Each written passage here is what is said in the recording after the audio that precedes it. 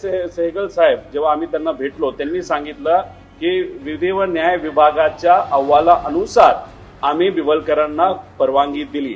एक तर त्यांनी हे जे काय सांगितलं ते चुकीचं सांगितलेलं आहे आणि त्याच्याच बरोबर आपण हा जो अहवाल तिथं बघितला त्या अहवालामध्ये स्पेसिफिकली आपण जर बघितलं तर तिथं सिडकोली उत्तर या अहवालाला दिलंय। म्हणजे विधी व न्याय विभागाने अहवाल दिला, तो अहवाल दिल्यानंतर सिडकोने त्या अहवालावर असं सांगितलेलं आहे की हे सेल्फ कॉन्ट्राडिक्टरी आहे।